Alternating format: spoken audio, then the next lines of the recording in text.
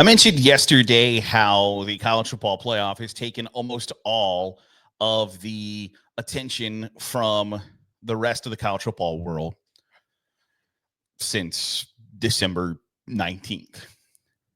And one of the stories that I thought flew under the radar a little bit, that I thought might get more reaction, but hasn't, was that Army and Navy requested special status from the NCAA to play a 13th regular season game.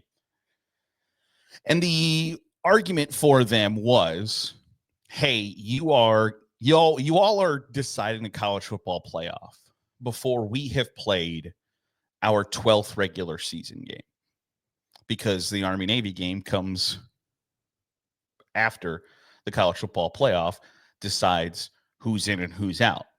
And so the argument is everybody else gets 12 data points. We get 11.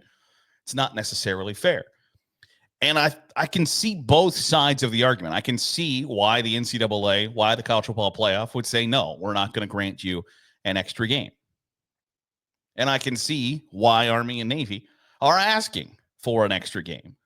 But the only thing that's in the middle of the road is roadkill. So you've got to figure out how you feel about it.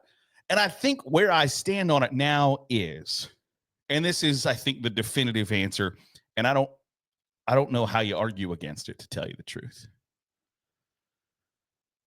And Air Force could probably get in on this too. The way college football is played now puts Army, Navy, and Air Force at such a disadvantage that I think, yeah, they should get a 13th game. They should get 13 regular season games, because the players and the recruits at Army, Navy, and Air Force aren't able to get NIL money. Everybody else in the country can offer that, except for Army, Navy, and Air Force.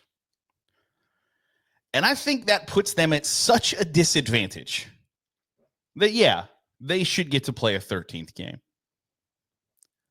And that's before you get to the idea that, like, hey, this is the United States Military Academy. This is the United States Naval Academy. You're going to tell the Army and Navy that they don't get to play a 13th game. They don't get to have a standalone special date on the calendar, while also simultaneously fighting for college football playoff berths. I think it's a good thing for college football. I think it's a good thing for the country if the Army-Navy game still matters. And I talked about this in December. If you go back and check it out, I had waffled on whether or not I thought it deserved its own special date on the college football calendar. After watching it, having that question in your brain, I came to the conclusion that, yeah, it deserves to have its own day. But if you don't, I think, allow Army, Navy to have a 13th game, I think you are essentially putting them in their own tier of college football. That they're not quite FBS and not quite FCS, because at that point, the chances of them making the college football playoff, outside of winning an American Conference championship and simultaneously being the highest ranked team in the group of 5 to take that number 12 spot, you can still be that conference champ. And because you've only played 11 regular season games and everybody else has played 12, and then a 13th game and you've only played 12, you can be at an inherent disadvantage, which probably puts you on the outside looking in.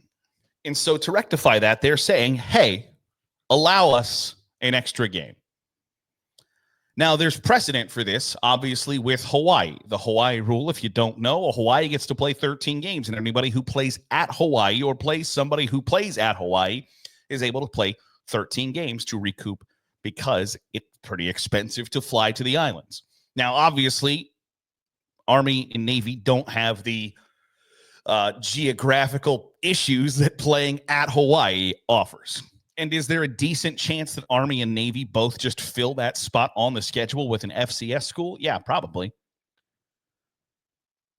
But at the end of the day, are you prepared to tell the United States Naval Academy and the United States Military Academy that, nope, sorry, we're not going to give you, even if it is a leg up? And I don't think it is a leg up. I would say that the prevailing thought, now I don't agree with it, over the course of the college football playoff the last couple of weeks has been playing fewer games is a good thing. But the idea that them playing an extra game would be some sort of unfair advantage, or I don't even know how you, I just think at the end of the day, yeah, it's a good thing. It's the right thing to do, because if you don't, you put them as, hey, there are 131 schools who can make the college football playoff and win the national championship this year, except for Army, Navy, and Air Force. You guys, sorry, you don't have a shot. And I don't want to live in that world. I don't want to be in a spot where Service Academy football, which I have a fond spot in my heart for. I love the flex bone triple option. I love the pageantry that comes with those games.